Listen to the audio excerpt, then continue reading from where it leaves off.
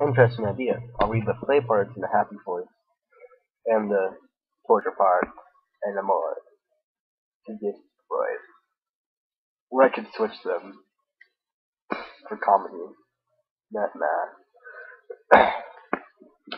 Cheerilee had trouble focusing as she ponderingly walked towards the backstage area. Echoes of her session with the two fillies still bounced around in her head, and she reveled in them. The start of the session had been everything she had hoped for, but from the middle part had left much to be desired. The ending, however, had made up for all of that, and how. She didn't know where they found the energy for the willpower, but those last screams, the thrashing of their bodies and their flesh melted away, just all was so exhilarating.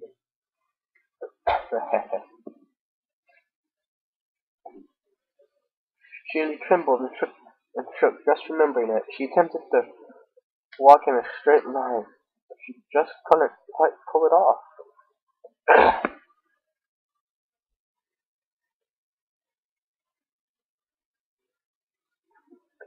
Analyzing her own feelings, she realized that the sensations rushing through her body wasn't like those she'd felt during one of her many sexual escapades she'd taken part in during her wilder years.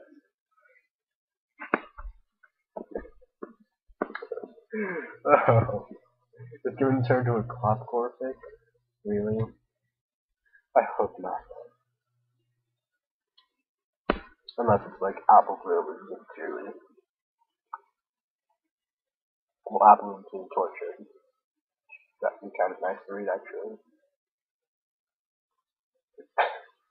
A little voice at the back of her conscious mind said she ought to be disturbed by this notion, but the dominant part of her psyche was adamant.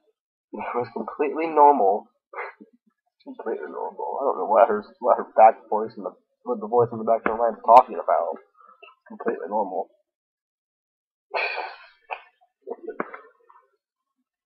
After all those fillies had done unto her a great injustice, she was doing the entire community a favor by removing their toxic influence from the world. It was natural to feel good about a job well done. It took the mare a few moments to realize she'd stopped walking and was now leaning heavily against a nearby stage wall for support as she panted. Drops of sweat running down her body. Taking a deep breath, she finally regained her composure and took off around the last corner, separating her from destination. Almost at once she spotted the only pony working on the backstage area. Nail.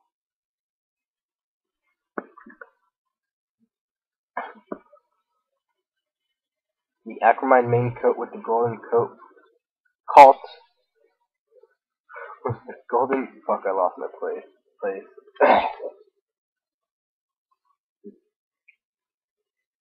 The aquamarine main colt with golden coats was oblivious to her presence, preoccupied Drew's body, untangling several ropes from a knot.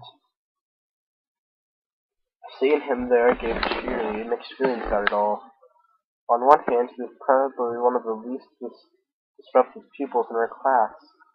Sure, he was an utter moron, but at least he had the decency not to interrupt her constantly. On the other hand, his blatant lack of intelligence gave him an innocent demeanor that Cheerilee would love to break. Baseball, it is a classic now.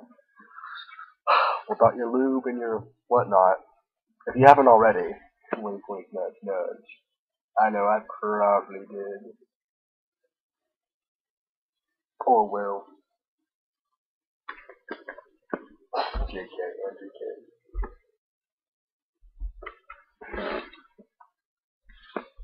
But the clay could only be so long, and there simply wasn't always time for her to do the things she really wanted to do. With a sigh, she shook her head, resigning herself to original plans for him. It would go her far too fast for her taste, but at least she'd find some way of connecting him to the offense of the play, even back here.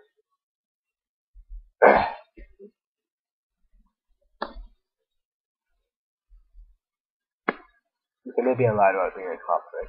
So, maybe you just have sick taste. You just coptic all the time. Oh, Snail, she called sweetly. I think it's time for you to get into position. The aquamarine. Why was I saying aqua? The aqua herp derp. The aquamarine main Colts looked around in confusion. Oh, hey, Miss Cheerilee, he said dorkily. The ropes got stuck and I was just... He began, only to be cut off by Cheerilee as she started pushing him gently in the direction opposite to the one she'd come from.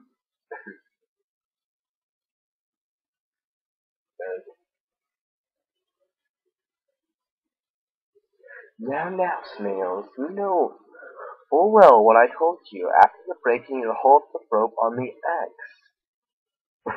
Is he really that much of an idiot?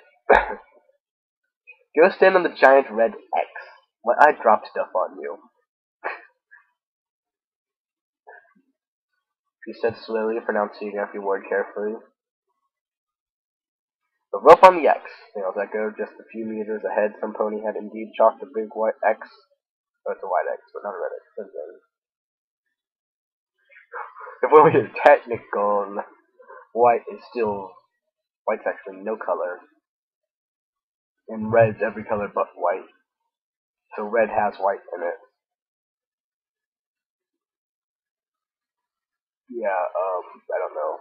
I don't know at all. I don't know what that was about. On the stage floor, and a long, sturdy-looking rope hung down from the ceiling right above it.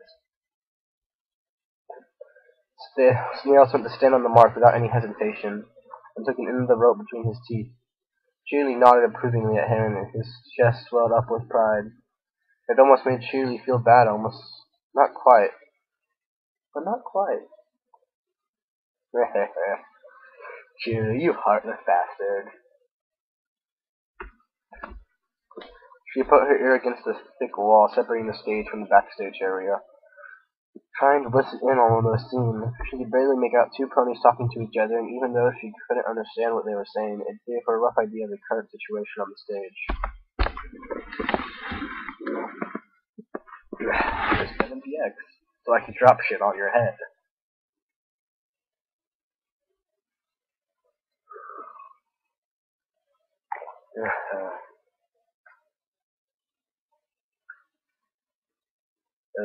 Sorry about that. Had to get a drink of a milk down mocha, because I'm not paying $4 for only 24 ounces. I'm drinking half of it, pouring milk in, and drinking it again to half, and then pouring more milk in. She closed her eyes as she listened to the vibrations reaching her through the wall, her imagination creating the scene inside of her head. She saw Sweetie Belle and Applewood quarrel what they should do next. She saw the king shoot down every single idea her last remaining knight came up with, and she saw her final making that enough was enough and that she needed a good night's rest to mull it over. She witnessed the king's curse that sun for still being so high in the sky, felt her reach for a rope that disappeared somewhere in the darkness below the stage, watched her pull it down with all her might.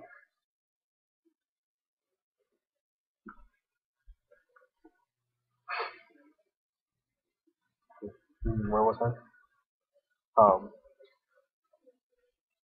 All her might, and then the sun fell from the sky. As it descended, the commissioned pony, in the box above the tributous ghost, and most of the lights in the orchestra started playing loudly as the king's lantern began. Cheerilee threw her eyes open as soon as she heard the first notes, the gaze shooting up instantly. The world seemed to slow down to a crawl as the man saw a huge spotlight, the sun, come crashing down from the ceiling exactly above the X she had counted. The golden-coated colt had spotted it as well, and she tugged on the rope in his mouth, desperately wondering why it didn't work this time. Why didn't allow him to gently let the spotlight down like it had before. Only his conscious thought concerned not letting his teacher and everyone else down during these crucial moments, and so he kept on trying the rope, but it wouldn't budge. The spotlight did not slow down. With moments before impact, both cheerilee and the snails lowered their gaze and looked down at each other in the eye. cheerilee mouthed the words, "Goodbye," and broke into a smile. One second. I'm gonna pause this video so I can cough really loudly. Well, that's better. Broke into a smile, but the actual words itself were lost in the ruse of the music. Snail just stared at her in confusion. Why? Why was she smiling? Why was she just standing there? Why wasn't she— Wham! The spotlight crashed down onto the cult, small pieces of glass scattering over the floor and flying off into the air as the music cheered crescendo. To cheerily, it looked like a slow-motion explosion of tiny shining crystals erupted around the younger pony, temporarily hiding him from her eyes. The combination of the orchestra music and the sudden cloud of tiny glass splinters was simply too much for Cheerlea's romantic soul to bear. They shed a single tear at the beauty of it all. The world finally kicked back into its usual gear as tiny pieces of glass clattered into the floor. The orchestra stopped playing. Finally, she could admire the fruits of her labor in the form of Snail's broken body lying underneath the huge spotlight, most of it having been crushed from the middle down. Even his upper torso had hundreds of tiny cuts and lacerations all over it, even though he didn't get directly hit by the falling object there. His normally golden coat was soaked red in many places already. Cheerleader took a step forward to admire the way a small pool of blood flowed between many fragments of glass on the floor. The wannabe crystals himself crouched noisily under her hoofs. I think that's an offense to being a pony and walk on glass. As she got herself to the spotlight, she started noticing the smell of burned flesh impregnating the air. Well, that's an interesting metaphor. I like that. It fits in well with the these artwork, the fanfic, and the air itself seemed to get warmer with every step she took as well. She walked around to the other side of the spotlight and finally realized why. The mayor had known that spotlights get very hot, of course, but she hadn't expected things to retain the heat quite so long. Snail's entire backside was covered in blisters, singed flesh, and smoldering fur. She noticed it was still spreading. With a high-pitched hissing sound, a patch of fur on Snail's back suddenly ignited, the small flame dancing around playfully on the pony's back. Cheerily looked at it with fascination, but did not dare get any closer. She was already uncomfortably warm, where she was standing a meter or two away. The teaching pony gasped in shock as Snails groaned and slowly opened an eye, looking around quickly, still dazed. Oh, this is good. Miss Chili, I can't feel my legs. And what smells? Office guy? Your quotation mark? Facing the wrong way at the end of this sentence. He said as he craned his neck around to look over his shoulder. He immediately saw the small but growing flame, and even he was smart enough to link it to the horrid smell that was assailing his nostrils. Fire! Fire! Miss Cheerily, fire!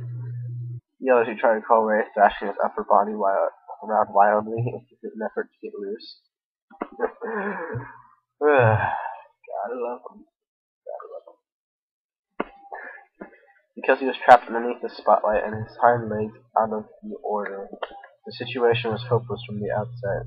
All he did was erratic movements that led the fan the flame on even more. In a matter of seconds, various little flames were dancing around his body, and he screamed as his hot tongues licked his tender flesh. As their hot tongues licked his tender flesh. One second, gotta moisten my mouth.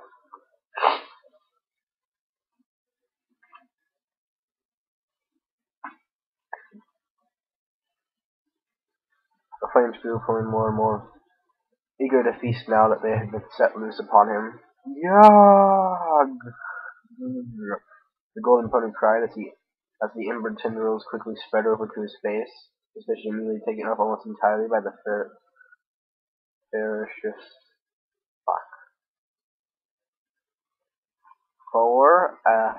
Voracious.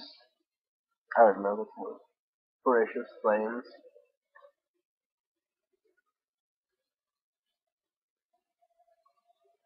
The pain was excruciating, as 1,000 of little critters were gnawing at him with hungry teeth, and all the water was being drawn from his body at the same time.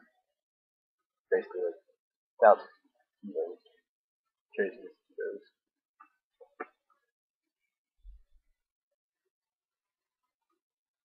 At most, they retreated for a single second, only to come back with a vengeance.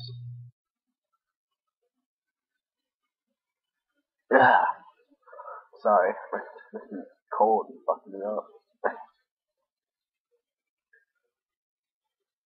At most, they retired for a second. Snail screamed in agony once again and panted with the effort as his life flashed before his eyes. Lots of blood competing with the fire to see which one of them could kill him first. In the end, the fire won out as superheated air invaded the corpse's lungs, stinging him on the inside of his screams, singeing him on the inside of his as his screams stopped. He wheezed for air. Every breath he attempted to take, 1,000 daggers forced down his throat. His vision started to get blurry and black spots sprung up everywhere. Suddenly, by chance, the flames moved away for a moment. He could barely make out cheerilee, just standing there watching. And what he laughing? The colt let out a dry rasping sound as the flames suddenly flew back into his face, his eyesight giving out as the orange tongue dug in.